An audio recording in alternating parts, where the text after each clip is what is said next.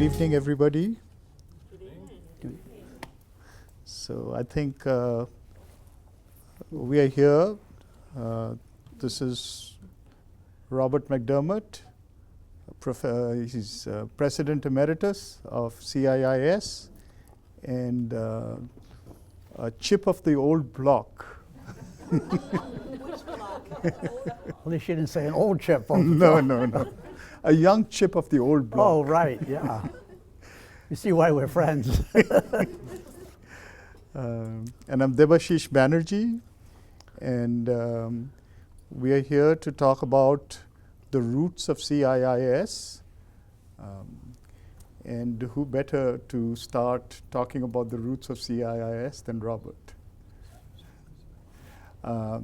Robert, can I begin us off by asking you your connection with CIIS, with Haridas Chaudhuri?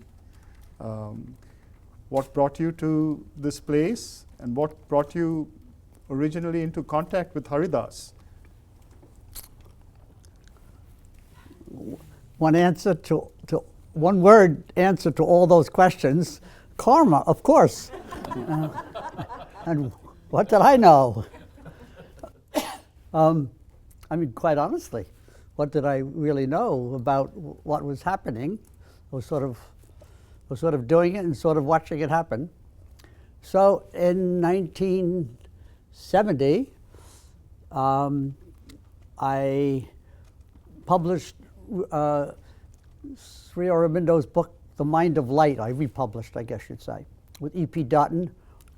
A friend was an editor. What happened? Next, the person at Matagiri, a Sri Aurobindo ashram, upstate New York, called me and said, "Who are you?" I said, "Well, I'm just the professor, but it's a good book, so I thought I'd publish it." So we got talking, etc. That he told me about Haridas Chaudhuri in San Francisco, etc.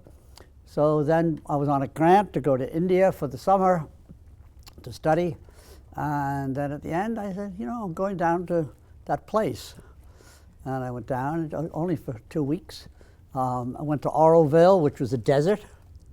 You could see from the banyan tree to the bay. There was almost nothing there. I met Bob and Deborah Lawler there. And 2 years later, we started an Aurobindo community upstate New York for 6 weeks for the centenary, 1972. And so then on the way back from Pondicherry, on the advice of this man Eric Hughes at Montague, I went to see Haridas Chaudhuri and Bina for no particular purpose, just connecting, networking, curious, whatever.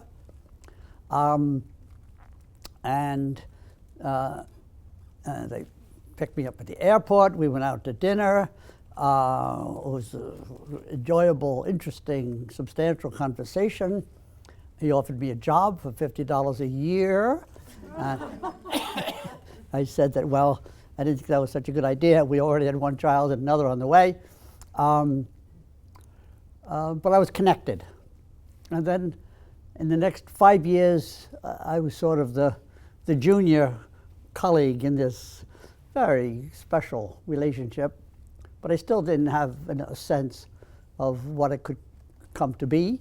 But I started to read and publish. I published an issue of Cross Currents, he and I published an issue of International Philosophical Quarterly with 6 or 8 essays. And we were sort of older, younger colleagues, and I admired him tremendously. Seemed like we often say when we're talking about a president, nobody has everything. We remind ourselves of that when we're unhappy about somebody or looking for somebody else. But I think maybe Haridas did. He was brilliant. He was learned. He was kind. He was practical. He raised money. He attracted people. He kept people close without binding them. It was really very impressive. And He had Shakti. He had Bina, who was even more practical, not as learned, but very intelligent and very practical, and with great endurance, because they founded California Institute of Asian Studies in 1968, and he died in 1975. It's just 7 years later. Michael Murphy has told the story many times. In fact, on this podium, I don't know, 4 or 5 years ago, he and I did a dialogue on CIIS and SLN, kind of cousins. It's actually a fun dialogue. Michael's outrageous and fun in so many ways. Anyway, Michael and Dulcie were waiting downstairs, and Haridas didn't come, and they went upstairs, and he had slumped on his desk. So Bina then had to try to keep an institution going, very, very little money, and without the charismatic founder, center, attractor, which he really was. That was tremendous, a different set of skills, and really demanding. So then I lost track, almost finished with this. I lost track a little bit because we weren't publishing together.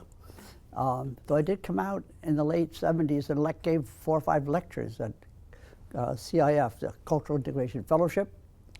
And then in 1983, I was offered the position of president, and I didn't want to go. And my wife really didn't want to go, and we didn't go. And who knows what that was about, but that's what we decided. And they appointed John Broomfield for 7 years. In 1990, actually, they were doing a search. Maybe they weren't so happy, whatever. And Bina asked Michael to call me, which he did. He said, "You should apply." I said, "I'm not sure I want to." And then he said, "Well, I think you should. Bina wants you to." So I did. And I remember stopping at a post office. In those days, you mailed letters. And it was only a paragraph. "Yes, I'd be willing, whatever." I got back in the car, and my wife, Ellen, said, "We're going." And I said, "I don't know why you're saying that." And she said, "Because I know it."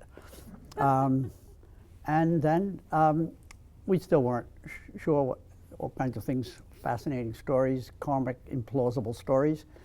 And then an old friend of mine who'd hired me to teach philosophy at Manhattanville College when I was 25 and she was 42, we stayed friends.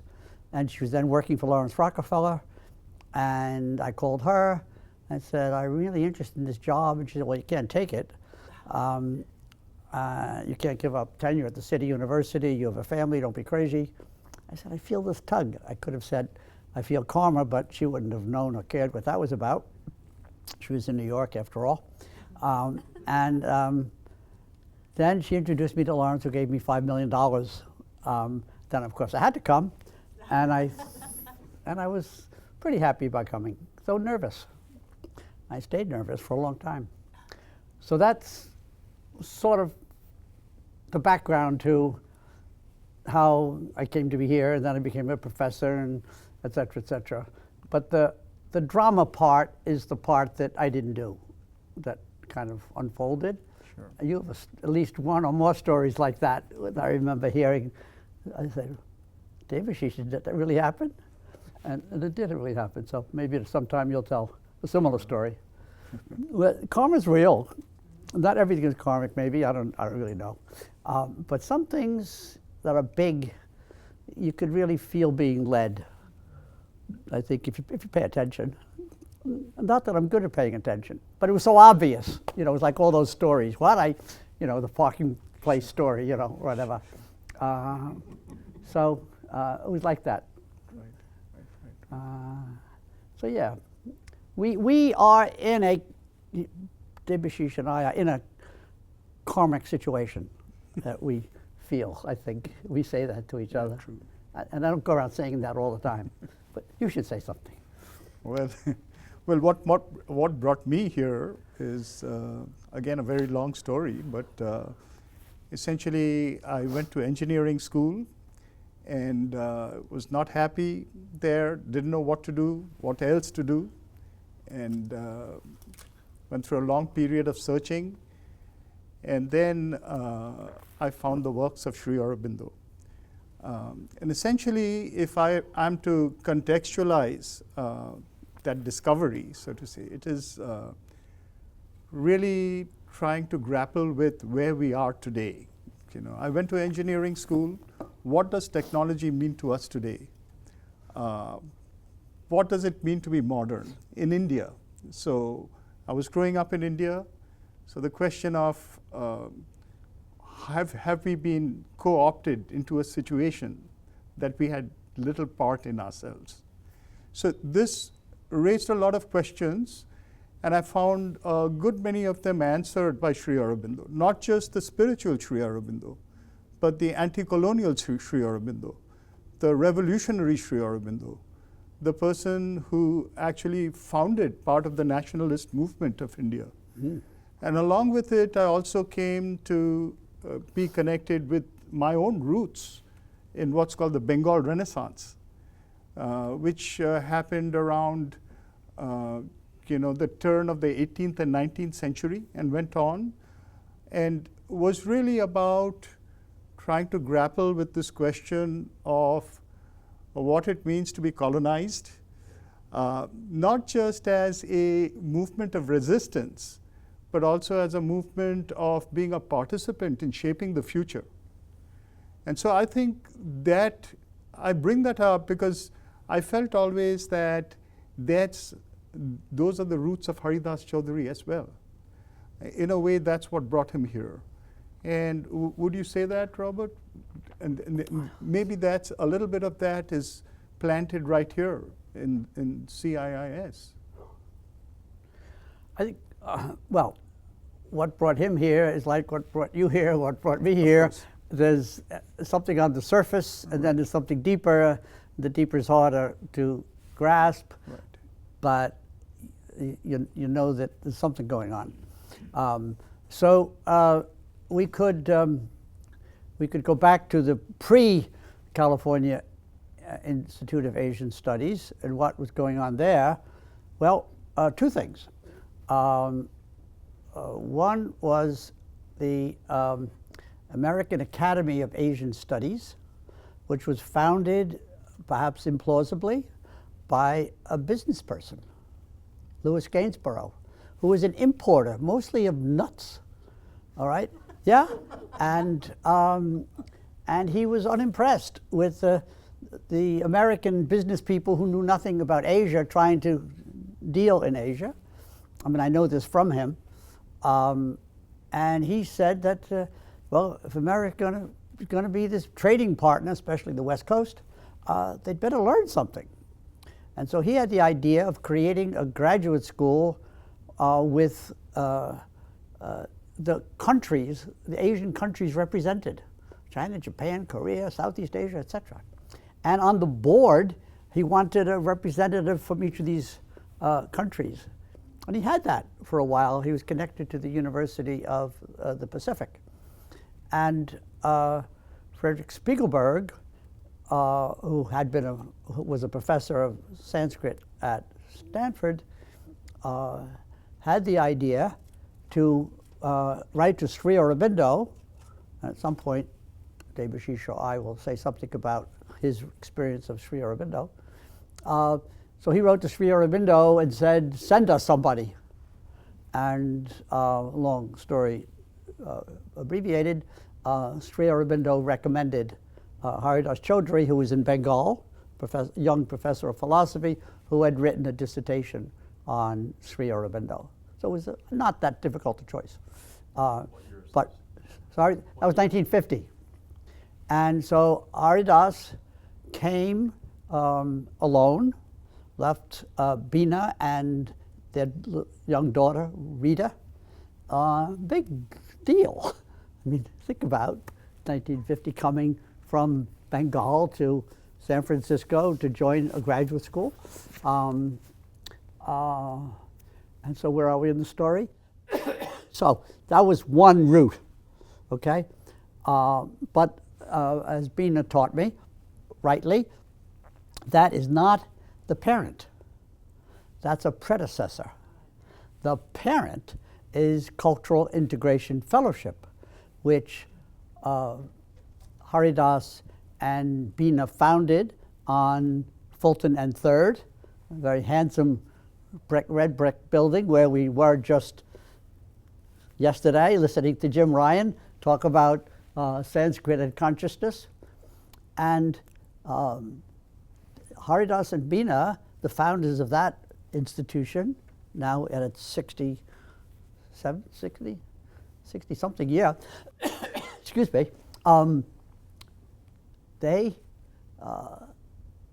so Haridas was in this rather contentious group of people trying to run a graduate school and not getting along at all, and it failed, probably for that reason, or because it was before its time, or both. And then Bina told me very directly, Haridas founded the school anew, a new karmic deed. So they were not following on the same spiritual lineage as the school that was hard. Now during that time, the interim years, he taught at the Cultural Integration Fellowship, had many students, including Michael Murphy and Dick Price, who then in 1962 founded Esalen, many other interesting people. It was a great time. It was the San Francisco Renaissance, and Haridas was in the thick of that. Okay, so just to summarize, Haridas and Bina founded the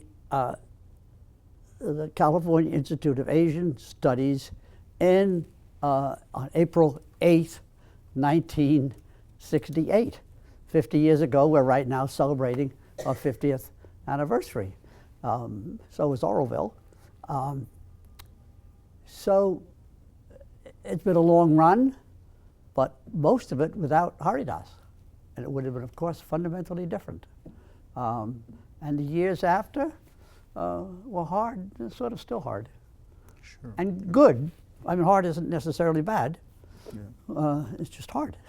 But Robert, don't you think that Haridas brought a certain aspiration with him, which in a way he left here, but there's been a number of turns, even in his lifetime. And when we look back and try to figure out what exactly is the center of that aspiration, as you said, he came in to open up Asian studies here, but then his heart was also really in East-West dialogue, would you not say? Totally. And then also in the philosophy of the evolution of consciousness and in integral studies, which is a name change that took place sometime down the line. Could you tell us a little bit more about that? Yeah. What you're saying is very important, because people don't know Sri Aurobindo very well. Think of him, well, he's an Indian philosopher, spiritual teacher, so he's talking about India. Well, that's true, but it's also incomplete, because he was also a comparativist. I mean, after all, he lived in England from age 7 to 21. He was steeped in Western thought, English language and French, which is interesting that he then went to Pondicherry, which is French India. So he was a comparativist, and Haridas was in the same line. He was, yes, Indian, Bengali, very important, Indian important, but also East and West, a deep, successful comparativist. And comparativism is not so easy, because it is unfortunately easy to be oblivious to one's blinders, to one's preferences, to one's etc. And I know that Haridas worked hard on that, to be in America and to absorb American thought, culture, and in ways that would actually advance Sri Aurobindo's vision. Right. Yeah, so you should say something. I'd like to mention, apropos that, the very important speech that Sri Aurobindo gave in 1947 during his birthday, which was also the same day as the Day of Independence of India. And so he was asked to address the nation. And one of the first things he says there is that he didn't take it as fortuitous that he was born on the same day as this momentous day of independence for India. And in that talk, he gives his dreams. Yeah. And essentially, the dreams are exactly what we are discussing, what I feel Haridas came with and what CIIS represents. The first dream was the rise of Asia, was the rise of India, in the independence of India, so as to be able to give the message of its spiritual legacy to the world. The second was the dream of a pan-Asian culture, the rise of Asia as a contemplative society, as something that could teach a deep psychology to humanity. The third was a world union. And at that time, there was nothing so clear as this kind of global situation we are living in right now. But he was talking about a kind of a global world, a world in which plurality was the basis of dialogue towards oneness. And then he was talking about a new stage of consciousness, that particular kind of unity was really a direction towards a new state of consciousness that would be truly integral, which is actually what brings us to the question of the integral. That if we really look at what Sri Aurobindo is saying, where did this word integral really arise? And actually in the writings of Sri Aurobindo, he uses it in two specific ways. One is he uses the word integral yoga. And integral yoga is a way by which we can practice a discipline to integrate ourselves. How do we integrate? To first recognize that we are fragmented beings. And then how do we find integration? That's the first one. And the second one was he uses the term integral consciousness. And he's referring to a consciousness that is yet to come beyond the human, not something that we can easily sort of declare as a kind of a perennialism. He wasn't talking about a sort of a new age perennialism. He was talking about a dialogue of plurality that had an invisible perspectival goal of integration. And so I think in a way, that kind of understanding of the integral is really important for us today, I feel.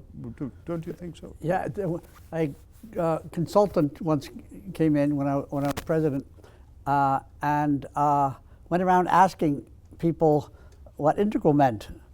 And he came back and reported to a group of us that, well, there's absolutely no agreement on what integral means.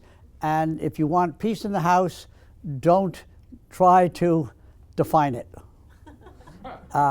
And there was something to it. But Sri Aurobindo did describe it, and Haridas Chaudhuri. I mean, several of his books are called integral way of living, integral consciousness, integral yoga, etc. And the Sri Aurobindo is one of his major works. There may be 5 or 6 of them. Called the Synthesis of Yoga, could as easily, perhaps even better, well, no, not better, as well, be called Integral Yoga. It does knowledge, the transformation of knowledge, transformation of action, transformation of love, and then the evolution of consciousness. And then that's the way by which knowledge, action, and love are transformed. But anyway, that's what he meant by the integral vision and practice. Right, Robert. And wouldn't you say that when Haridas came here, he brought that kind of a vision? Absolutely. But I think he complemented it. He gave some new directions to it, and particularly the dimension of the interaction of cultures, of diversity, Right. and systems thinking, how we can think of the integral as a dialogue of different systems and move towards a university and academic understanding of the integral. Yeah, yeah. In fact, I brought a poem.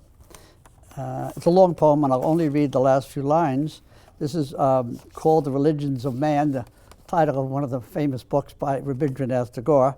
But it concludes with, to strive for social equality, uniting rich and poor, to hold up the ideal of justice, to all an open door, to embrace all in friendliness, in warm cordiality, to assist all to manifest their latent divinity, is the noblest form of worship that a person can conceive, the highest form of fulfillment that one can achieve. So many places in Haridas you'll find his institutional sense, right? So he's talking about individual transformation, then he's also talking about cultural transformation and embodying in an institution. And that's not many of the sort of New Age spiritual people created institutions which sort of had some positive relationship to the larger culture. I mean, he wanted a graduate school to be accredited. Well, that's a lot of sort of demands to which to conform. But yes, that's what he wanted to do. It's a big, tall order. I think it's a tall order, and it's also another kind of dialogue. It's a really interesting and important dialogue, because the Knowledge Academy in which we are, an accredited Knowledge Academy, was built with certain types of goals in mind. And spiritual culture was not one of those goals, wouldn't you say? Oh, yeah, right. And you know, that would be, you would think of an ashram, for example. Yeah. And that's what Sri Aurobindo built. But Haridas was interested in accredited Knowledge Academy being able to bring in spirituality. And so we're actually thinking about something which is not either the Knowledge Academy of the Enlightenment, nor the say the scholastic wisdom school of the past, but something which is a dialogue between the two for the future. I think that's exactly what he was after. He wanted knowledge, he wanted learning, he wanted scholarship, and he wanted it all to be deepened by not dogmatic religion, but by vast, open spirituality. And the writings attest to this. It's not, I'm not making this up. If you read the books, that's what he says over and over and over again. Right. Yeah. So because the modern Knowledge Academy is based on the idea of humanism. And humanism is a kind of an enlightenment paradigm that defines the human as a rational being. It's really a kind of a rational ideal. And there's a faith in it, the faith that with our collective rationality, we can build a perfect understanding. But what Haridas was trying to attempt is something that was not even fully definable in his time. We are beginning to have a new language to talk about things like that. For example, the term post-secular. To talk about a post-secular Knowledge Academy means that we go beyond the divide of secular and religious, that we redefine the human. So it's almost a post-humanism. The human is no longer just a rational being, but the human, not some kind of understanding of the human, is explored for its full dimensions of spirituality. And all the various dimensions that the human contains. So that would be transformative to the Knowledge Academy.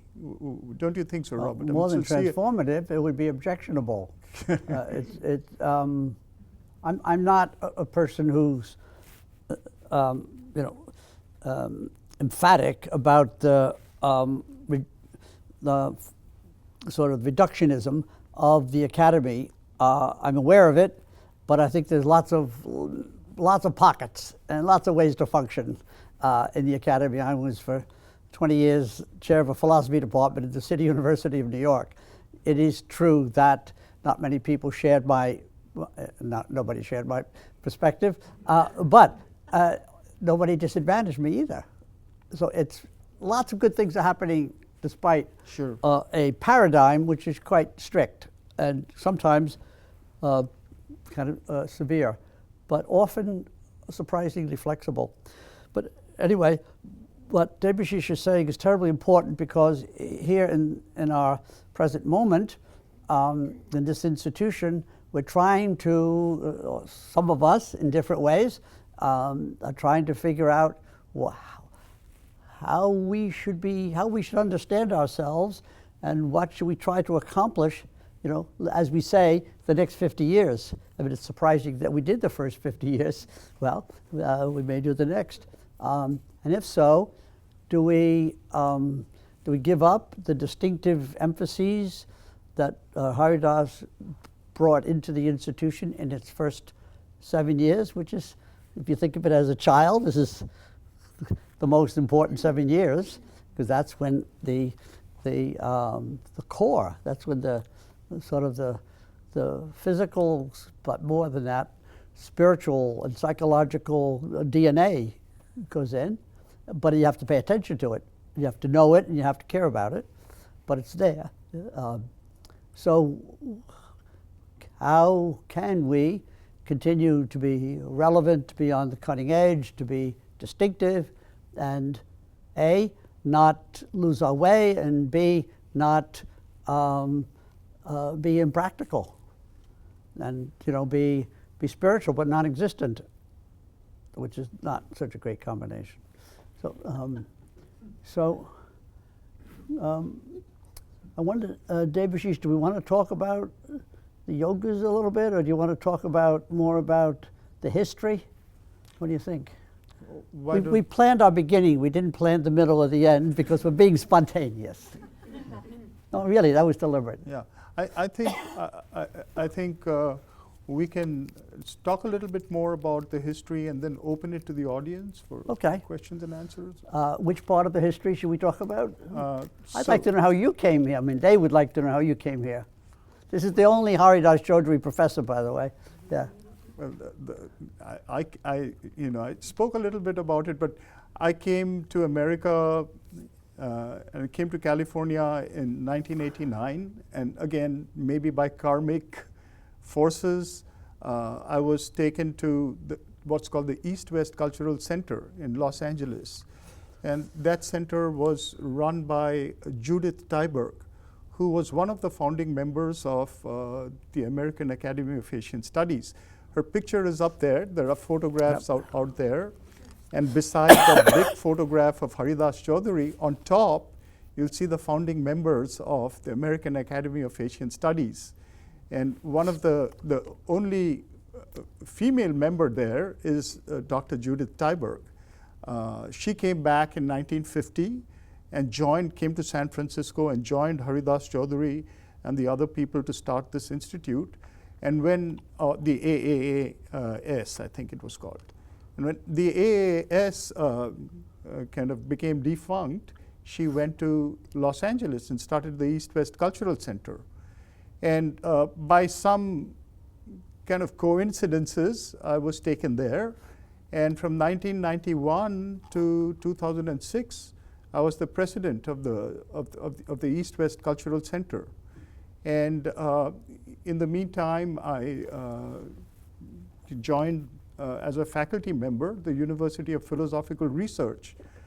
Again, strangely, the president of that place was briefly the acting president of CIIS. Yes, he was. And so I was there. I became the dean of academics there, and I used to teach Indian studies. And then one fine day, I got a call from Robert. And after that, it became murky. It's difficult to tell what happened.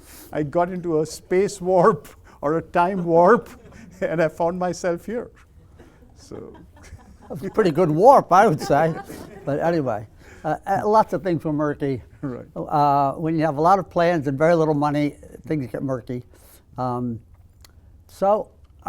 about the history? I think some people came forward to start a chair in the name of Haridas Chaudhuri. Oh, yeah. And that happened in 2016, 2015? No, the chair's old.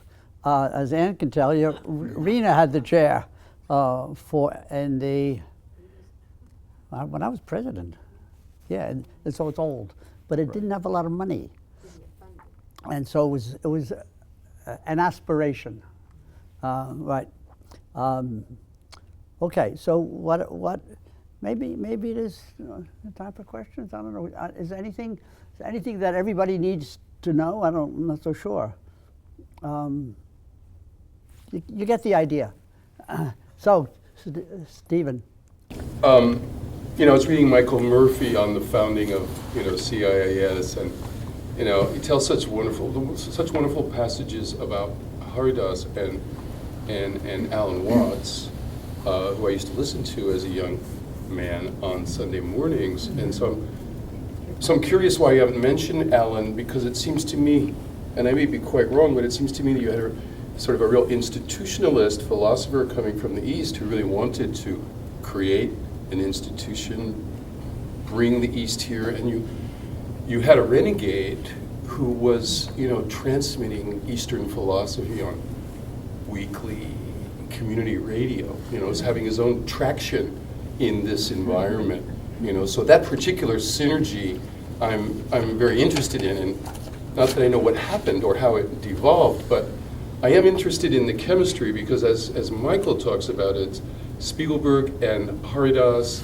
and Alan were phenomenal speakers. They all were. And these Friday night salons or whatever, that there was a certain energy that was happening in a very, you might say, unique time and place. And I'm curious, since you were there, or I wasn't there, but yeah. yeah, I've heard about it. Your take on Yeah. that time and place and these traditions, two different Eastern traditions, in fact, right, that were meeting the West Coast. It's a great question. I didn't know Alan Watts. I knew, I had many conversations with Spiegelberg. I had a few with Louis Gainsborough. Of course, I've had countless with Michael Murphy. And what to say? It's a fascinating question because it comes right at me and my affinities and prejudices and whatever.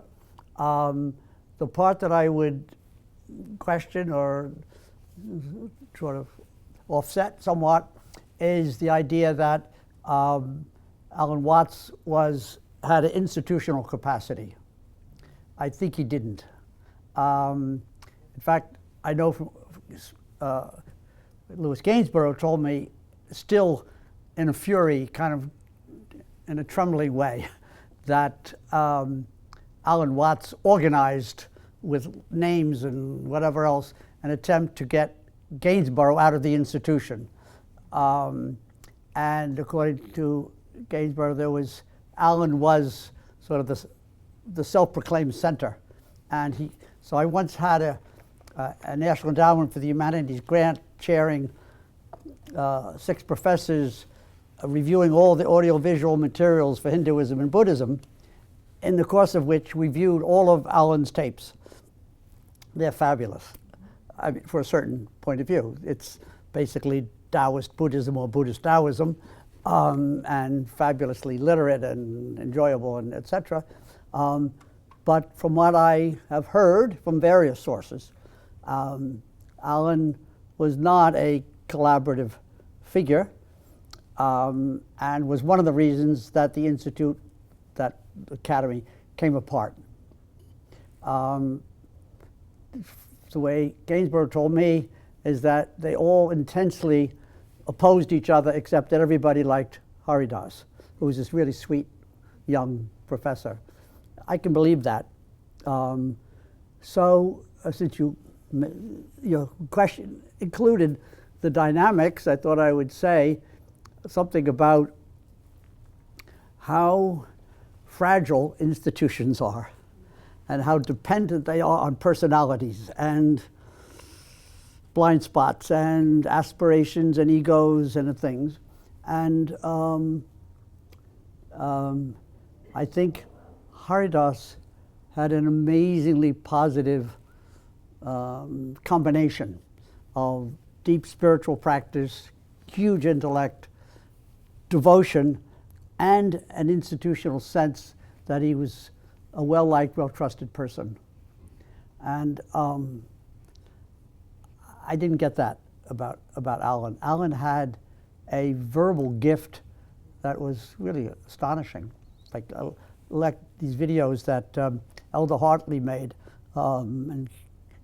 in Cat Rock, Cross Rock, something, Connecticut, shows him, we just sit there and talk, and it was magical. So personalities aside for the moment, or egos aside, or whatever, but I'm curious in how the Buddhist Taoist sort of teaching was actually meeting this, essentially Hindu, Vedic, integral yoga, how those two different Eastern traditions were. Actually, to some extent, we are continuing that tradition. We teach a course called Wisdom Texts East and West.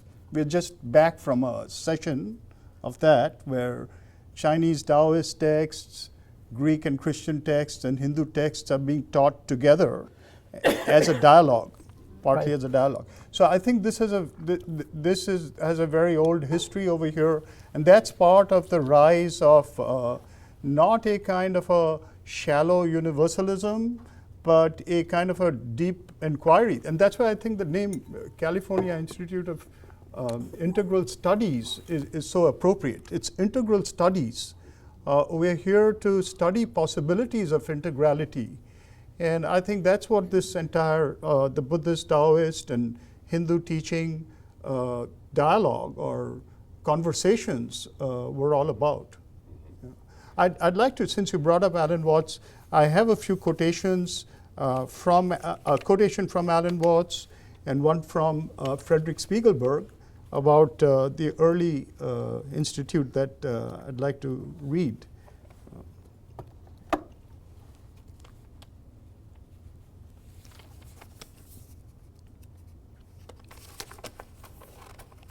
So this is Alan Watts. Coming to San Francisco, I was plunged into a world of associations and activities so complex that I can record only outlines refreshed with occasional detail, like flowers scattered through a filigree of bare stems. For 6 years, I was to be absorbed for sometimes as much as 14 hours a day in teaching and later in administration as well at the American Academy of Asian Studies. The American Academy of Asian Studies was one of the principal roots of what later came to be known in the early 60s as the San Francisco Renaissance, of which one must say, like St. Augustine, when asked about the nature of time, I know what it is, but when you ask me, I don't. I am too close to what has happened to see it in proper perspective. I know only that between, say, 1958 and 1970, a huge tide of spiritual energy in the form of poetry, music, philosophy, painting, religion, communication techniques in radio, television, and cinema, dancing, theater, and general lifestyle swept out of the city and its environments to affect America and the whole world. And I also wanted to read this thing about Frederick Spiegelberg. Frederick Spiegelberg was contacted by Louis Gainsborough. Yeah. He was a professor of philosophy at Stanford University. And just the year before that, he was contacted in 1949. And that very year, earlier in 1949, he had gone to India to investigate spiritual teachers of India, living teachers of India. And he had gone to Sri Aurobindo as one of the last person. He had already been reading Sri Aurobindo, and he was familiar with his work. and he wanted to talk to him. But Sri Aurobindo didn't speak with anybody. He was in seclusion. And he gave 4 darshans a year, and he happened to go just before one of those darshans. And so he was told he couldn't talk to him, but he could see him in this collective seeing. And he said, "But what use was that?" And then he asked, "For how long?" And he was told, well, he sits from such and such a time to such and such a time, and so many people come. So he did a quick calculation and figured out that he'd get 6 seconds. And so at first he was unwilling to go, and then he did. And then this is what he wrote afterwards in a preface to a book. And this I'm reading from Jeffrey Kripal's book on Esalen. It's a quote out of the book. He says, in one of his prefaces, talking about Frederick, he dedicates a book to Sri Aurobindo for having X-rayed the author for 5 seconds, lasting an eternity, for thereby calling forth the Atman within as the only reality which he notices in any visitor, unquote. And a little sort of quote from a letter that Frederick wrote to Haridas Chaudhuri. Aurobindo is the guiding spirit of this earth and the prophet of our age. I believe that the last most important contribution that Sri Aurobindo made before passing was to send you here. That's high. That's up there. Right.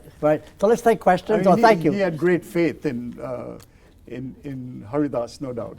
He did. I think they all did. So 1 second. Stephen, is that Yeah, thank you. That was probably more personal than it should have been, but we only have this one chance. Yeah, please. And then Rule. Yeah, thank you so much. And I'm interested in the flowering of CIIS. You know, you've talked about its roots and the seeds that were planted, and now it's this tree, and it's, you know, it's trying to stay alive, and it needs water and all these things. And you know, as a current student, and then also somebody who's looking forward to taking advantage of this place and using it and as my own resource in many ways going forward in the next 50 years, as you mentioned, just wanting you two to talk about, I guess, the next 50 years as much as you want to, problems that you foresee, things that excite you, and also perhaps in my own thinking about it is that we have these roots and there are people here that have connection to those roots, but one day there won't be anybody that has personal connections to these roots, and what that will look like, and how we can keep that kind of going and keep this place special. Great question. Thanks for coming. And thanks for the question. Just by the way, there are 4 members of the Board of Trustees, including the chair. Yeah. Rule and Stephen and May and Ricky. So at the end, you may want to go up to them and say, and what do you think is the future? This is our job, right? Right. And there are at least 2 people here who knew Haridas Chaudhuri, Yes. maybe more. Ann Tyke and here. Robert McDermott. Oh, yeah. Yeah. Gene Johnson. Yes. Yeah. Right. And Mike And Hebel was Mike supposed to be Hebel, here. yeah, he's stuck, but he wanted to come and introduce us, actually. Great question.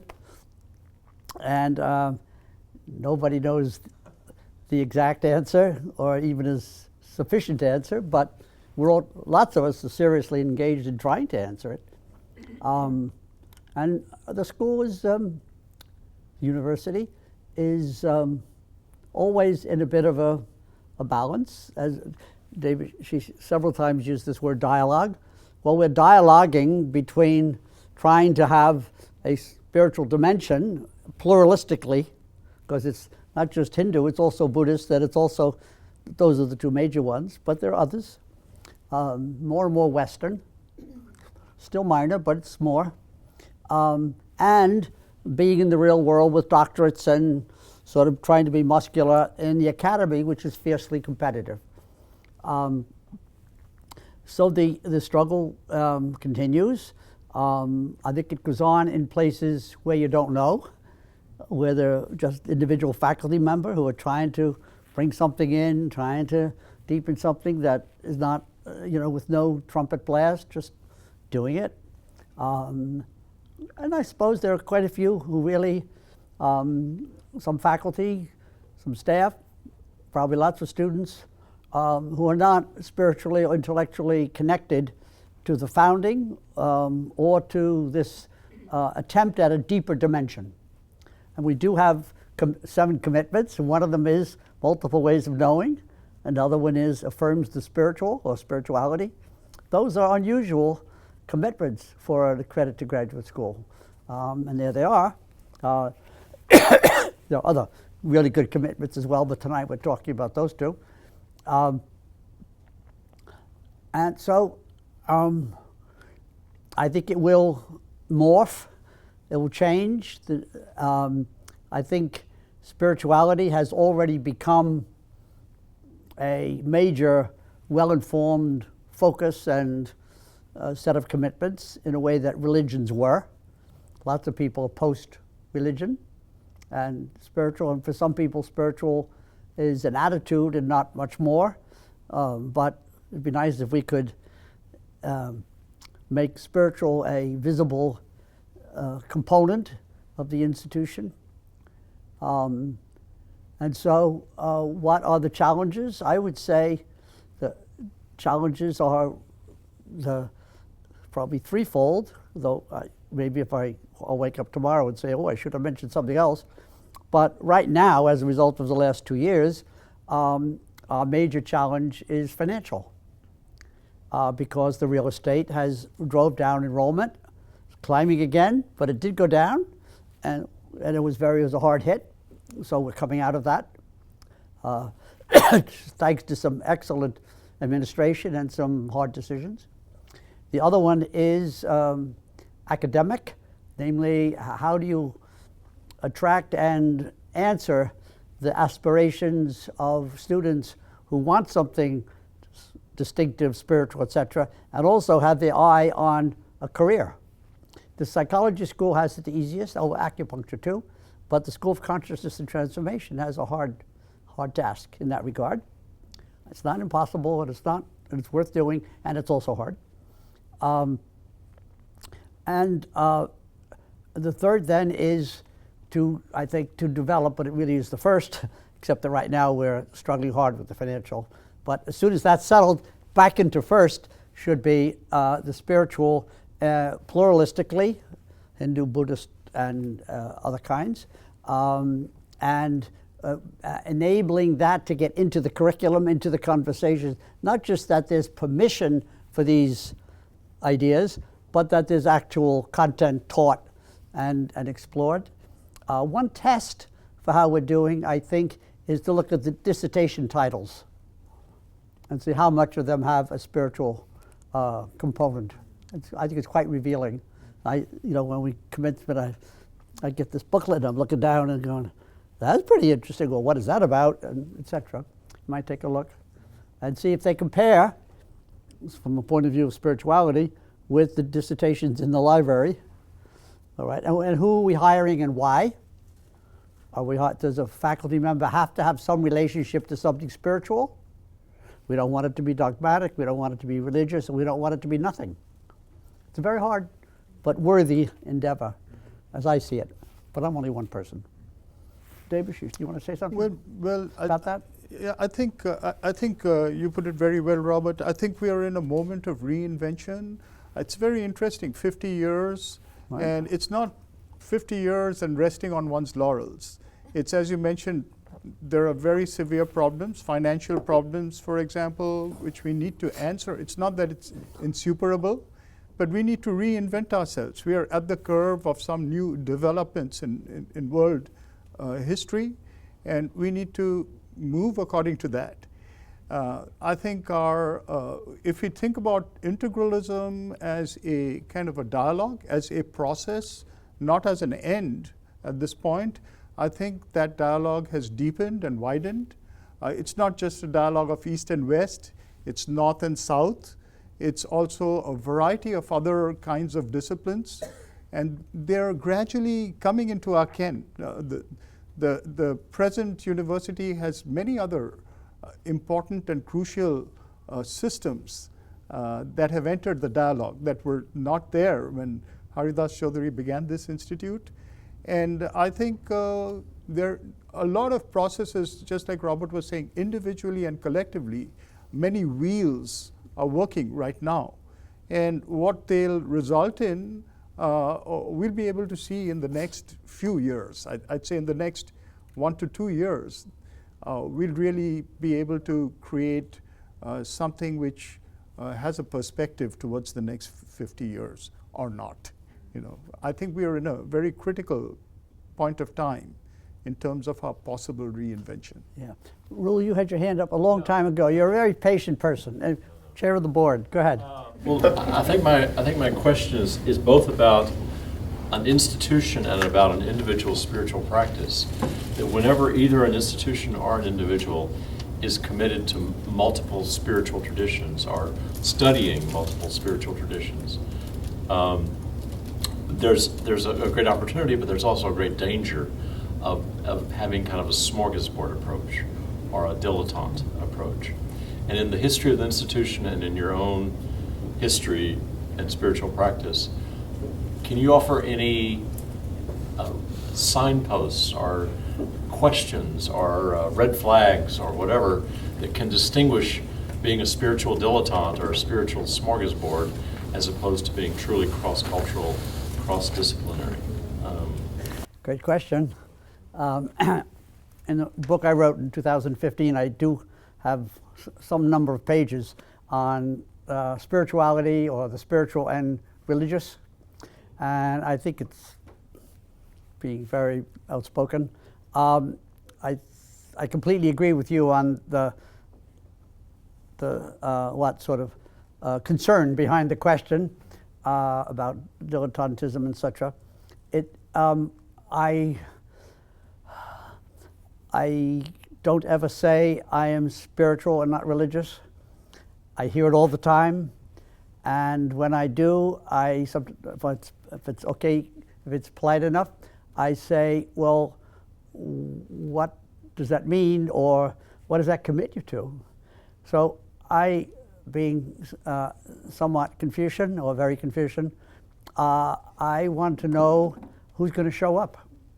And because you can do spiritual on your zafu and your apartment, and nobody will publish the books, nobody will put out the flowers, nobody will do the recording, nobody will. So religions are in trouble, clearly, in terms of press and in terms of history, in terms of all kinds of things, and spirituality doesn't have those troubles. I think it has another trouble. It doesn't have very much, as far as I can tell, it is deficient in loyalty and effort in terms of community, in terms of making something happen for people who are looking for something, because you can't find what you're looking for if there's nobody there.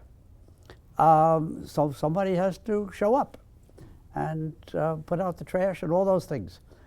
So I'm in favor of spirituality and religion. Not everybody has to do whatever prescription, but in general, I think though they're both positive in a complementary way. I love the passage in the third chapter of Henri Bergson's Two Sources of Morality and Religion. Two sources, one spiritual, one's religious. And he says that, he calls it mysticism, we'd call it spirituality, I'll do mysticism since that's what he said, is like molten, poured out, hot and liquid. And then when it cools, it's religion. But not everybody wants to get singed by molten. Religion is a good platform for those people who are going to have, go another step. But most of us really want to belong to a community and share ideals and ideas and whatever else. So it's a very personal answer, but I have thought about it. The other thing I would say is that I think we're more likely to go deeper if we have a spiritual home. I'm in a deep, wonderful conversation with my special friend Will Keepin, who really is one of the leaders of interspirituality and is conversant and devoted to several traditions. So he's an exception to my sort of attitude or perspective. But I think that I'm a follower of Rudolf Steiner's anthroposophy. That is absolutely always my home. It has been for 40 years. And so now I'm getting re-involved with Sri Aurobindo, thanks to my good friend Debashish. But I can't imagine ever not being primarily an anthroposophist or follower of Rudolf Steiner. And I show up. I write books on that because that's my payback. That's my sort of, so I don't know, Debashish is such a great question. Do you want to say something about it? Yeah, I'd like to, that was a wonderful answer, Robert. And particularly, I really enjoyed your reference to Henri Bergson and what he says about the two sources. Yeah.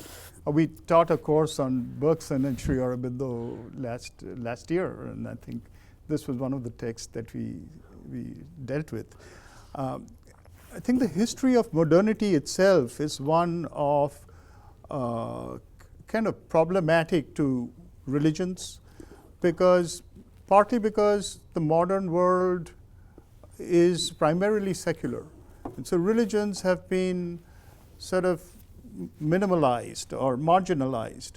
Secondly, because I think religions have grown up in isolation in world history, and they've developed biases and variety of blind spots. And now they're all out in the open and rubbing shoulders in the same world, and they're not very comfortable with each other. And we are seeing the worst of religions to some extent right now. On the other hand, what we are seeing is a huge new age, which is the smorgasbord that you're talking about. People sort of very superficially engaging with a variety of loose practices. I think this is exactly where an institution like this comes in as a serious space which is non-sectarian. You don't have to believe in somebody's dogma or take it for granted. You have a table on which you can engage in serious inquiry into a variety of practices, understand them, and if you're going to create a synthesis of yoga, which is sort of what Sri Aurobindo was doing, what's interesting is I think he's inviting us to create our own synthesis of yoga, not just the synthesis of yoga, you see. And I think that's where this notion of spirituality is taking us. I'm not saying that we need to throw religions in the dustbin of the past.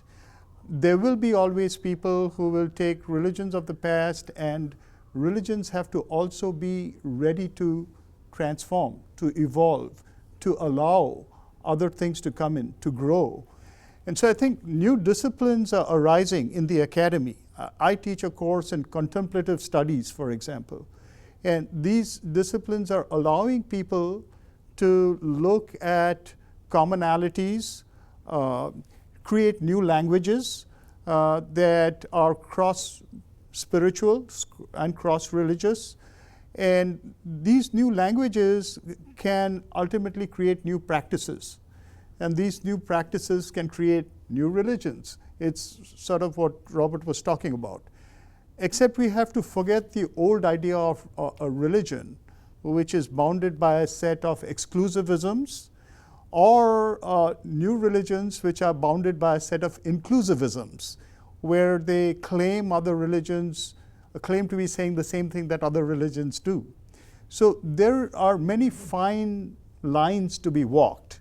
But I think an academy is exactly where we're here to study spiritual experience, spiritual practice in a kind of a, again, integral way, moving towards new definitions of the human. So I think that's I think the value of a place like CIIS in answering the question that you asked. A little footnote about the Alan Watts and is Debashish and I, influenced by Sri Aurobindo and Haridas, but also in my case influenced by Rudolf Steiner, are very devoted to history and evolution and postmodern as our time, our task. And you don't always get that from Alan Watts, who is great on a certain kind of quietude, rather Taoist in that regard. But Debashish and I in classes and our own conversation are often talking about modern, postmodern, the task of the time, what's happening, what needs to be done. And that in itself, as I think, and I think Debashish agrees, is part of our spiritual discipline. So Sri Aurobindo writes a big book on the Bhagavad Gita, and he talks about transformation of knowledge, action, and love. And then he says that the Purana Yoga, the integral yoga, has to do with discipline or really devotion to the evolution of consciousness. Well, then you have to be really deeply informed about and devoted to being on the right side of history, which I think they were. Yeah. Other questions? Sorry, I'm coughing. I'm almost done. I'm in my 5th week. David, that's my doctor. Cure me. Yeah, go ahead. So, Rudolf Steiner, you came here, I am supposing, with this impulse of anthroposophy cooking and growing in you. How has that been received here? And have there been changes or transformations or awarenesses here of the magnitude of anthroposophy and the evolution of consciousness? And yeah, some thinkers have, the early Wittgenstein, the late Wittgenstein, the early, the late, and I'm one of those really, really boring thinkers who are reading the same books. I was in the Taoism today. I had my 5 translations of Lao Tzu, and one was in the front that had McDermott 167, 172, 177, whatever. So I'm reading the same books and just trying to get better at them. So I was with Sri Aurobindo exclusively from 1970 to 75, went to England on a Fulbright, got deeply involved with Steiner, came back, and while there I made a film with the BBC on Aurobindo, not on Steiner, but when I came back I then went deeply into Steiner and did not try to advance with Sri Aurobindo. And so I met my pal Debashish, and now we're cooking together in a way that I feel kind of graced by it, all right? But it's, in fact, we just wrote an introduction, amazingly co-wrote, sentence after sentence, to a deep book on Sri Aurobindo and Rudolf Steiner, talking about the parallels. So this hasn't been hard for me. But if you want to know about the history of what I came here with, I was appointed president by people who I think ignored the fact of what I told him, namely I'm an anthroposophist devoted to the work of Rudolf Steiner, but they were still making me president on the basis of my 4 or 5 publications on Sri Aurobindo. I mean, okay, he may be something to do with Steiner, but look, he already did that. And so that really is sort of how it happened, I think. And it hasn't been a struggle for me. I mean, the book that I wrote, which was the first really long book that I've ever written, was about Steiner and Teilhard, Steiner and Aurobindo, Steiner and Dalai Lama, Steiner and Gandhi, Steiner and Tagore, So that's my home. But I have never left Sri Aurobindo and the mother as spiritual, as special in my spiritual life. It's not my primary home, but I've taught Sri Aurobindo here quite a few times. Once with Rick, once with Sean, and once with Brian. So yeah, but now we've jumped a level with Debashish. Thank you for that. Yeah, other questions? I think I have a question related to that. Go ahead. I don't know how to convey that, but as far as I studied Steiner and now I'm studying Aurobindo with Debashish, I know that both of them have like this deep philosophical way of talking about like inclusion in like the many different practical ways, and Steiner really created a lot of ways to do that, especially in education with Waldorf education. And I know there are like a lot of schools around the world, but I haven't seen anything as like CIIS, like our higher educational institution that is like applying all of that. So in that sense, when I see both of you, I kind of see that the way that they meet together in their philosophy and their spirituality, and how things are coming about here at CIIS as a place that is like gathering all this spiritual inquiry on inclusion, but like to like a level where it's not just anthroposophical or not just it's not just about Sri Aurobindo, it's not just about Steiner, but like it seems that like this blend is cooking something that make them meet together in their what they really wanted to do in the work, but in like kind of in the educational practicality of that. Yeah. So like my question is, how do you see that as far as anthroposophy goes to like higher education, and how do you see this unfolding more here at CIIS? Because I am interested in anthroposophy, but I was like involved in so many other stuff here that I haven't touched that inside CIIS. Right. And yeah, I think I have a question on how do you see this growing more and more in the future of CIIS? So I guess it's to me. I can take a little bit. Please. Okay, I'll take the other side of it, the Sri Aurobindo side of it. What's interesting is that I think Sri Aurobindo wanted a space that was academic and at the same time that fielded diversity, that was not exclusively, sort of devoted to him, so to say. And I think what happened is that there was a center of education opened in his ashram.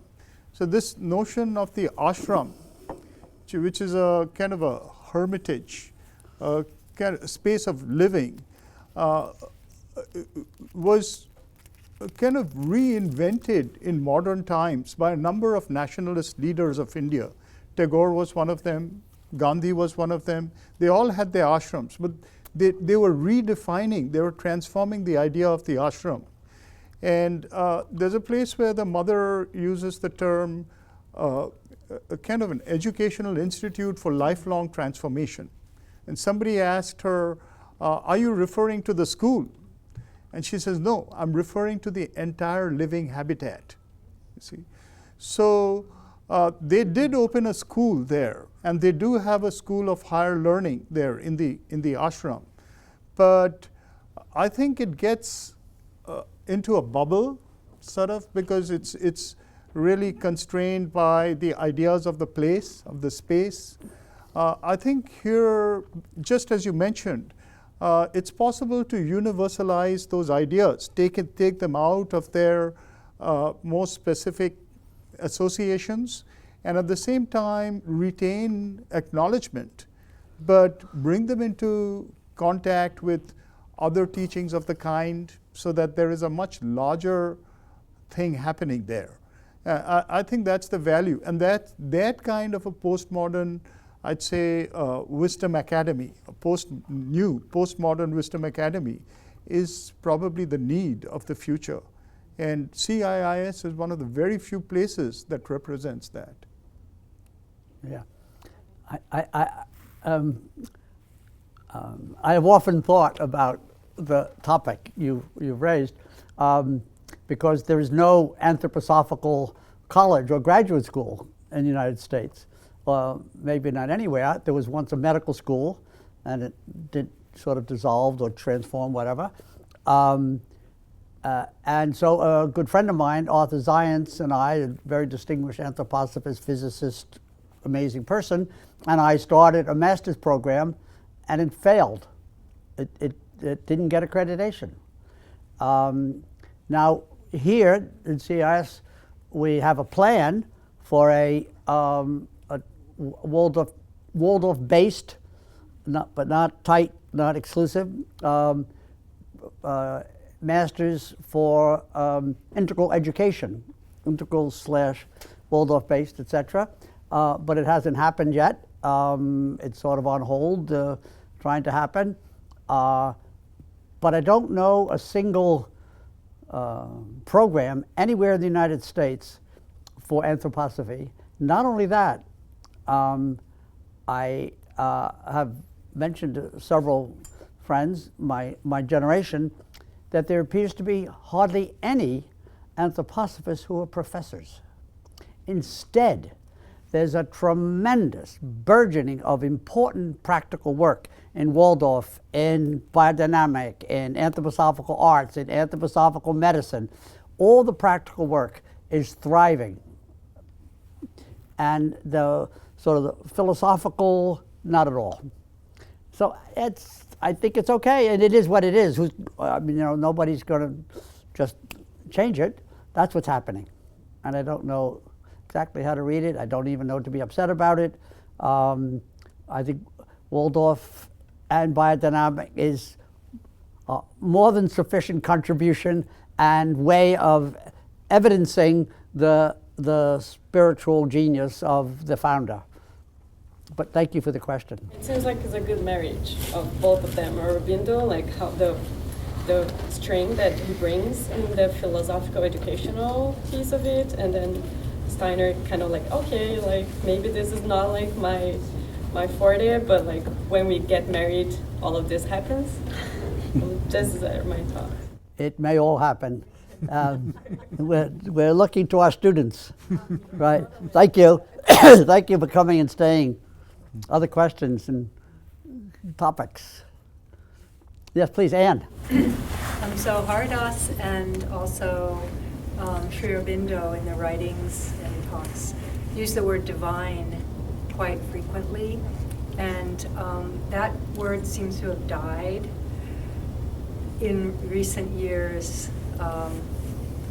in the academy, unless it's objectified in what religion is, and it hasn't really become or remained a living force in philosophical discourse without being sort of relegated to the religion box. And I get the feeling that for them, it was divine was the unknown, the companion. You're sort of chasing it. You don't know what it is. It's related to evolution. It's part of decision making, the hour of God.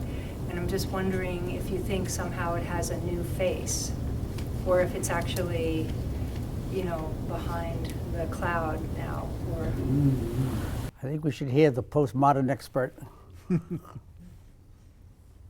Well, I'm not sure, and I think one way of looking at your question is that words change their nuance over time. The term divine was very important during the first half of the 20th century as a term related to spirituality, etc. Today, I think even the term spirituality is not that favorably looked upon. Not necessarily because people are less spiritual. I think the new age is very pervasive, but I think partly because we are moving towards a more post-secular definition of the human. To use words like divine and spiritual already imply that divide, that there is something divine and something undivine. There's something spiritual and there's something secular. So in a way, perhaps we are being invited to invent new terms. that are more inclusive and transcend the divides that were implied by these terms. In a way, you may be right that some of them have gone behind the curtain a little bit. The concerns of social and cultural diversity, inequality have come to the fore. That's its own kind of spirituality, you may say. So that kind of spirituality has a tendency, or could have a tendency, to exclude the divine. You see, can we bring in this transcendental presence into the social concerns of our times? If we do, then perhaps it will have another kind of languaging. And maybe we haven't yet found the words for it. I think we are in the process of discovering new words. That's how I would answer your question. I once wrote up a list. I was asked to speak to a board that had a spiritual mission, but they didn't quite know what it was. And so I was asked to talk about this, and I brought a list of words. And I said, how high, or how high do you want to go, and how high do you think you can go without causing yourself a trouble you don't want? All right. So at the top is really the most problematic word, and that's God. All right. Very few people can go to that word if you're not in a religion and say, we know what we're talking about, and that's the word we want to use. Then a slight drop would be divine, and then slightly below that would be sacred, or spiritual probably, and then sacred. I actually had a pretty long list, but I'm just remembering now. And then you go down to really pretty safe territory when you do something like noumenal, right? Which is when you have this sense that something is very special. It's quiet, it's inspiring, but it doesn't commit you theologically. All right, so you get all kinds of words down there, like sacred goes in there somewhere. Sorry? Transcendental.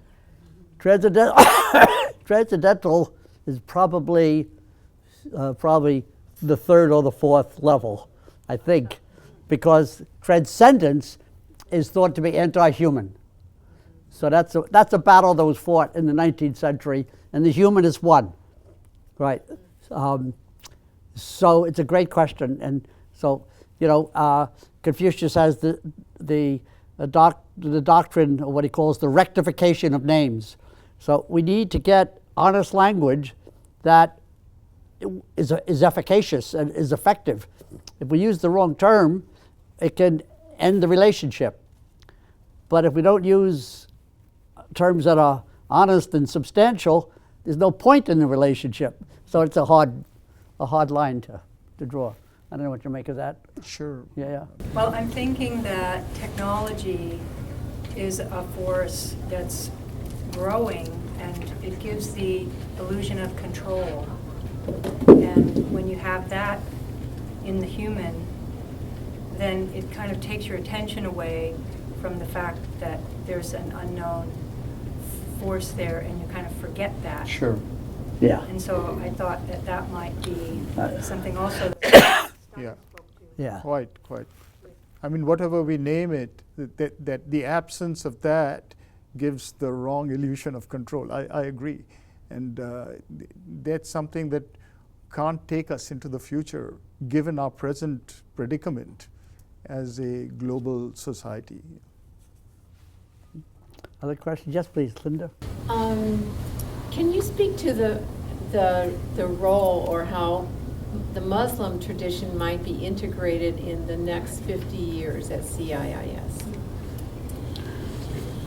So, I mean, for example, in my contemplative studies class, there is a strong kind of Sufi component as well. One of the things that happened after 9/11 is that many universities and colleges in America opened their doors to greater understanding of what Islam meant, and Islamic history, for example. I teach Islamic art. I taught for many years Islamic art history. And that was a way by which we look at how certain territories and certain pasts and certain practices in Islam were actually very deep and extremely embracing. And so, what happens really is that certain versions and certain periods, localities begin speaking for the entirety of a tradition. And to defuse that is the first need, so that one sees what is really positive about whatever we are talking about. And then one can find these particular, what Robert called these numinous possibilities within it that can be heightened, amplified, and that people can understand. So Sufism, for example, the whole large field of Sufism is a extremely positive, kind of spiritual, mystical tradition. Those are the kinds of things that we empower in our studies over here. Yes. I was wondering about integration and the studies of these different cultures and attempt to integrate them and to see all their dynamics and their specialties and so forth. And I know there's or it was at one time, a area of study on organizations and attempting to apply these ideas, the fruit of this type of study to organizations to more spiritualize them, integrate them, raise their levels of consciousness. And I was wondering if anything was being envisioned or thought about in the area of international relations. Not politics so much, but international relations.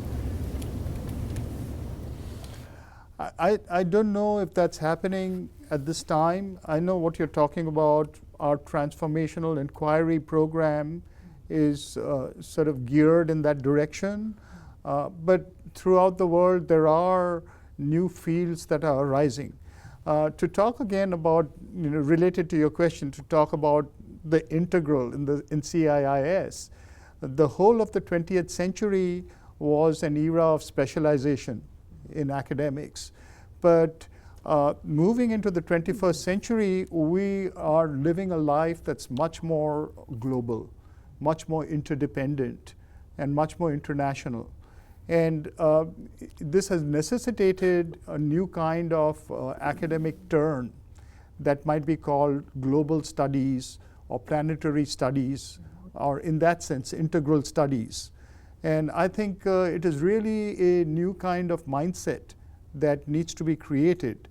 And perhaps there is a need for that that's not yet been addressed. And certainly I feel civilization studies, planetary studies, these are the kind of areas that CIIS can address in the future. And that would be right where anybody who's dealing with one government and another, or integrating representatives of some level. I'm thinking in terms of governments, but it can happen on even on business levels. You have these people who would have that kind of background that you're describing, would fit right in there and raise the level of the integration with it. Exactly. We have an anthropology, it's a social activist anthropology program. It's very international. The chair is from Yugoslavia. The other two people have strong international competence. And if that program grows, as we hope, I think it could take on quite a bit of this concern you're asking about. I want to just comment on everything that's been said. I live about 2 blocks from Mission Dolores, and I have to go by there every day. And I look at that building as a monument to colonization, which doesn't have the power that it did when it was built. Thank God. Thank Goddess, whatever. My point is CIIS, and I'm a graduate from 1996, needs to be colonizing secular graduate education. in a transformative way. And that's the best argument I can make for the next 50 years. We need to do some fantastic colonizing within secular graduate education. Well, okay, I better sit up. I think we are in that. So if you're a staff person, you look around and the faculty are hardly ever here. What are they doing? You know, staff people are working all the time. What are the faculty doing? They're writing books and essays and giving lectures and being in conferences and etc. And who are they with, or who are they writing for, and who's reading their books? Not just CIIS, certainly, but other people. And so if you get on a committee that has to do with hiring and promoting and whatever, and you start reading these curriculum vitae of what the faculty does with its available time, you'll see, whoa, they're writing books, they're writing essays, they're on committees, they're a lot of stuff outside the building, which makes it possible that everywhere a faculty goes, some faculty will know who we are and what we're doing. When I came in 1990, Ralph Metzner was the only faculty member who was known outside the school. Now there are a dozen, 2 dozen, 3 dozen. Some of them I don't know the resumes, but I did once, and they're quite impressive and important.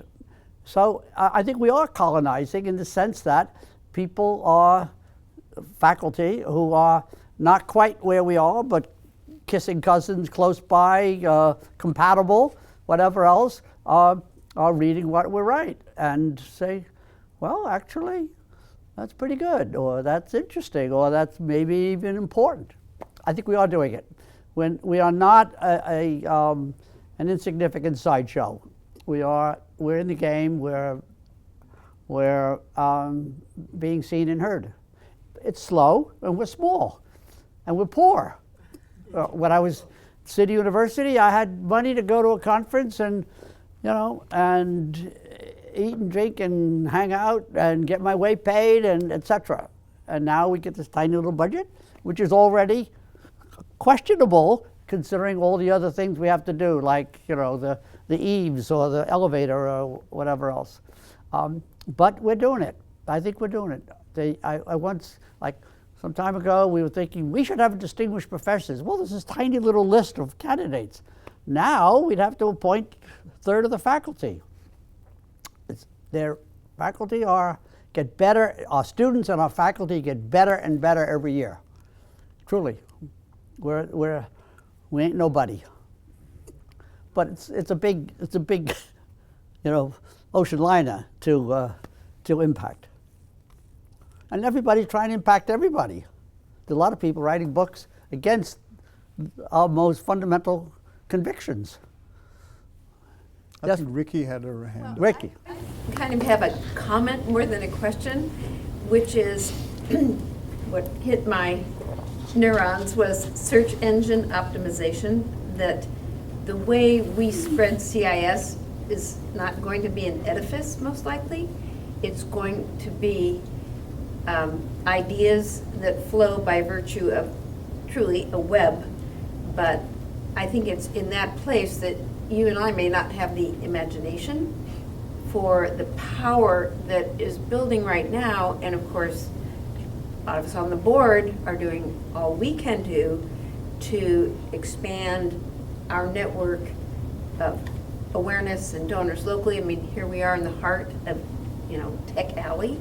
So I think there's actually a much greater outward-looking consciousness, integral consciousness of the board, and we've been empowered by so many of the urgent needs to foster and secure the future and make the next 50 years something that is not an historic tale of what was, but embodying all these visions in institutional, academic ways that can be shared and hopefully replicated and multiplied. I also would say many of our graduates go out into the world, and whether they wear the CIIS imprimatur directly, but they add a tremendous kind of rhizome of involvement of CIIS in not just the thought community, but I especially think a lot of the practical human services, the psychology programs, the acupuncture, traditional Chinese medicine, and the integral health, they're directly palpable service relationships that are guided by an integral education. So I'm excited to see, of course, locally, but when I travel, how many people actually have this taproot. And so, you know, our task in the 21st century is the spiritual path with practical feet, to quote Angelos Arian, who is one of our sages. But I think this is exactly the sort of urgency of this moment, that we need to know our history so that we strengthen our future. And I'm very grateful for this opportunity. Following on that, notice Ricky referred to the impact we're having. It was not on the academy. The academy is the Megillah. It's really the toughest place to make an impact.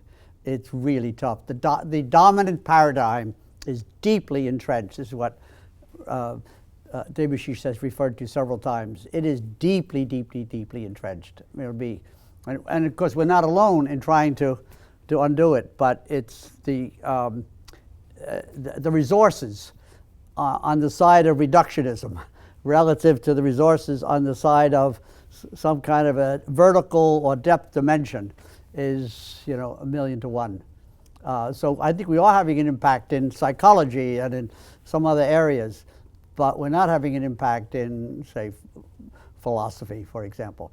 But everywhere I go, people know Brian Swim, you know, whose Journey of the Universe was shown in 350 public television stations, and Rick Tarnas in the forthcoming, I think, 2-hour film on the changing of the gods. And these things are getting out, but it's not quite philosophy. Philosophy is just really a hard nut. It's just really hard.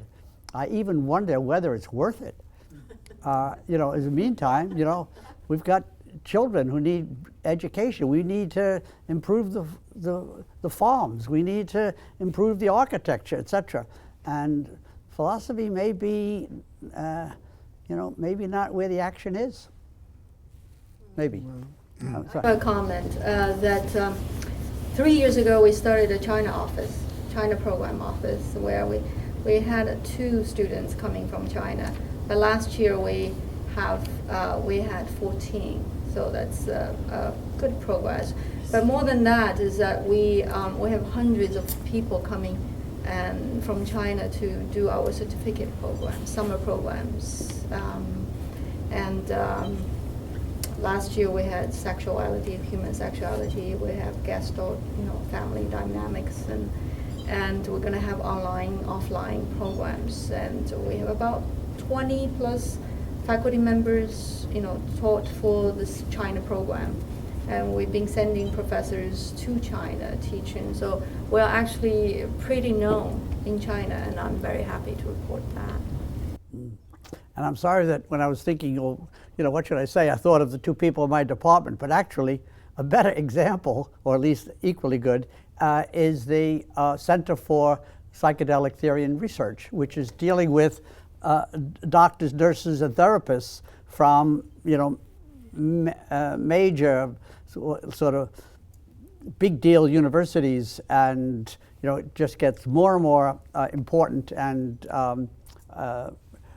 May could talk at some length, but it's absolutely in the world with these collaboration with these universities for psychedelic therapies for depression and people who are dying and etc. Sorry? PTSD. Yeah, right. PTSD is very big. Yeah, so that's a big area. So we're on the look. You know, we're making it happen with very modest resources. Financially, we're kind of poor, but intellectually, spiritually, we're pretty rich. Yeah, so the Quartets program really put us on the map. we have people from Yale, we have people from Harvard, and as you know, Hopkins and UCLA. UCLA and UCLA come and a Right. lot of attention. Yeah. Thanks, May. Thanks. This is sort of a Bay Area question, but fairly recently I went through with a friend to a gathering with a lot of the founders of Twitter and these kind of things that were Bay Area high tech. And as we were going in, someone I had just been introduced to made to me a little bit astounding statement. Well, clearly atheism is the only logical position one can take.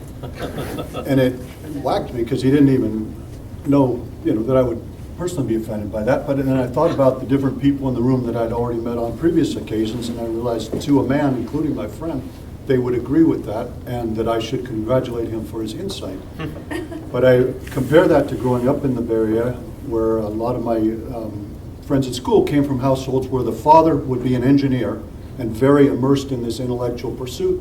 The mother would have sort of not a lot of connection or fulfillment to that, but there was plenty of money floating through the household, because engineers were making a lot in the 60s and 70s, that provided a huge amount of fertilizer for New Age, for healers, for all these explorations and spiritual, all the rest of life that wasn't engineering.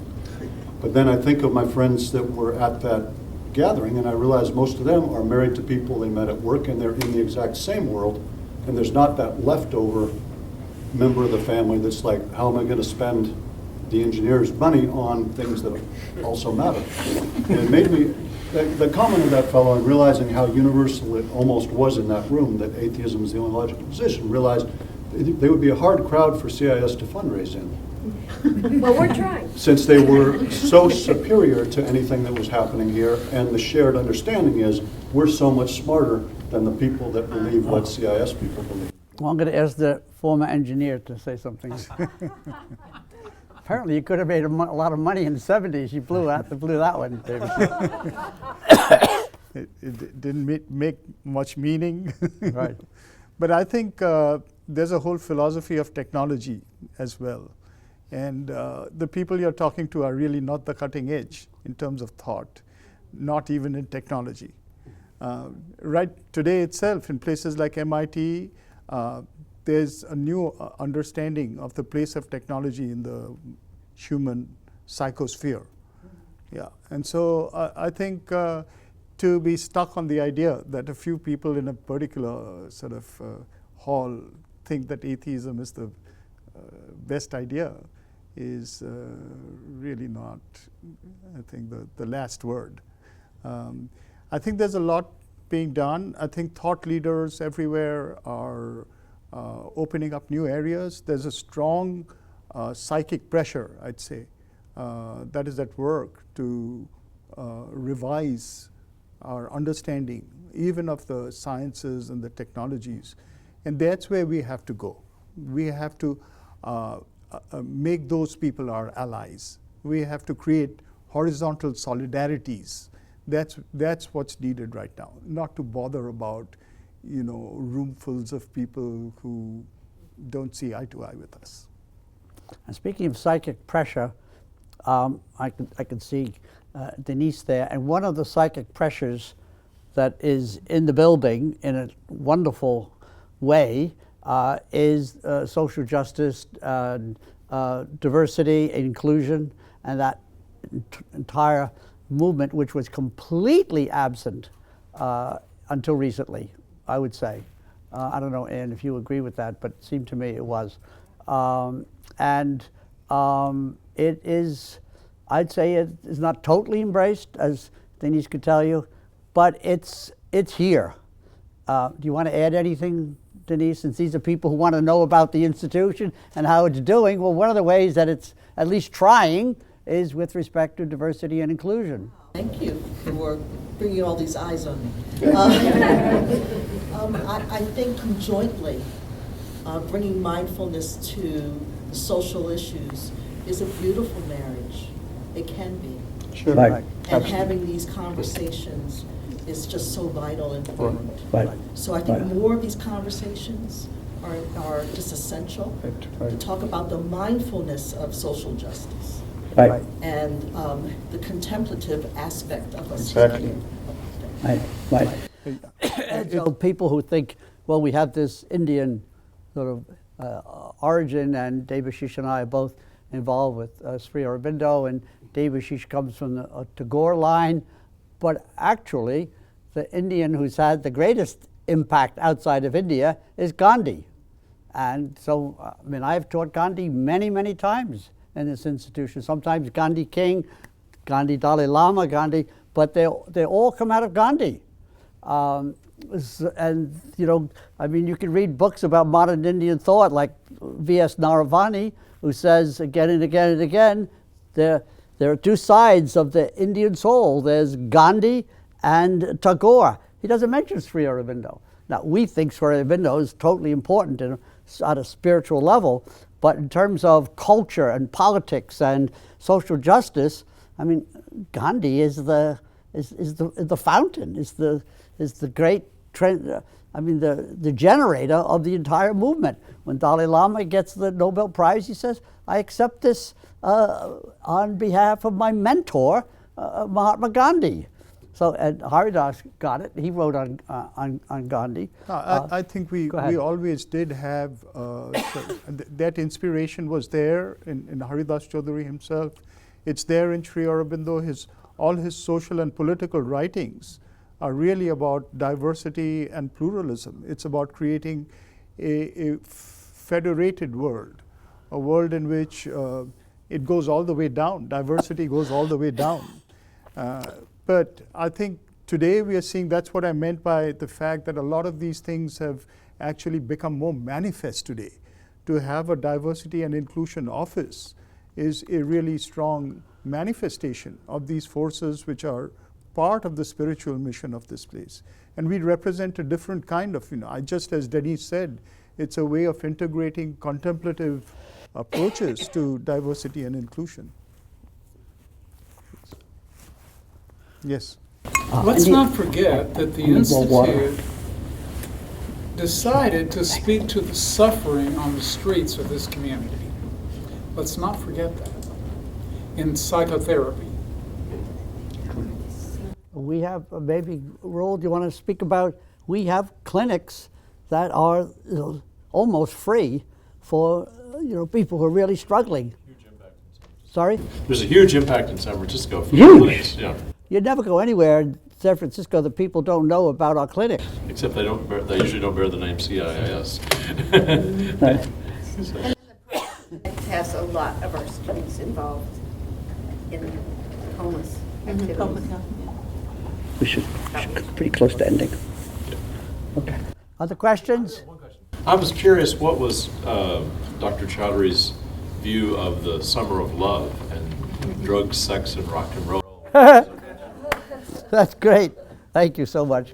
Sorry about my call. One thing is, I'll let Robert take it, but I'd like to say something. This brings up an announcement that I'd like to make, which is that this is the 50th year of the height of the counterculture. And I think one thing to remember is that, the one way of cubbyholing or kind of categorizing that whole period is sex, drugs, and rock and roll. But another is that there was a huge aspiration, all these teachings got integrated into American lifestyles at that time. What we are calling cultural creatives now, Paul Ray has coined that term, about a huge number of people in America who have a spiritual life of some kind was generated due to that. And so I think, just as we read Alan Watts saying that invisibly CIIS was actually sending out kind of thoughts, ideas that were seeding this kind of movement. So in September this year, we are going to have a conference called 1968 Revisited. And it's going to be about counterculture, utopia, and revolution. And Auroville is going to be invited.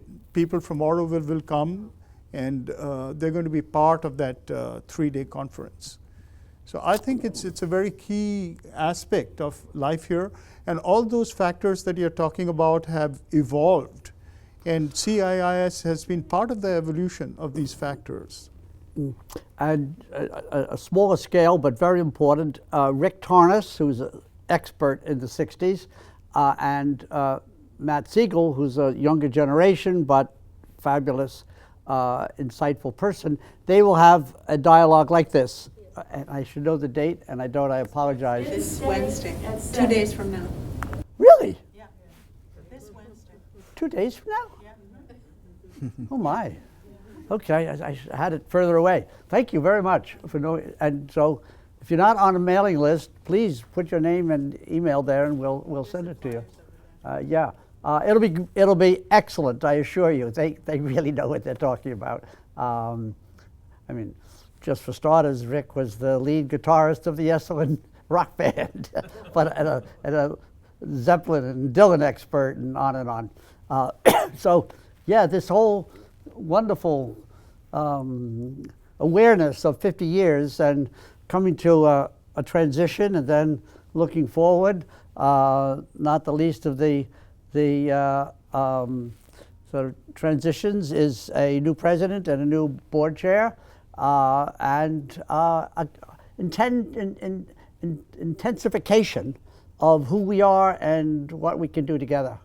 I think the consciousness, the awareness is really strong. Yeah. You were saying earlier, there's people who knew Haridas. Mike Hebel was delayed, but is here, and Mike Hebel, who is now a 5th board member in the House,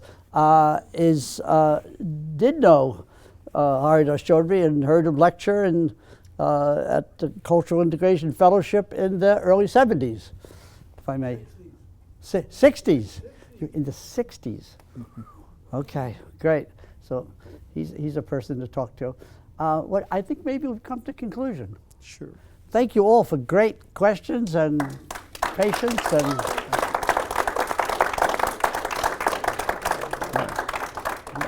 you invite us back, we'll come.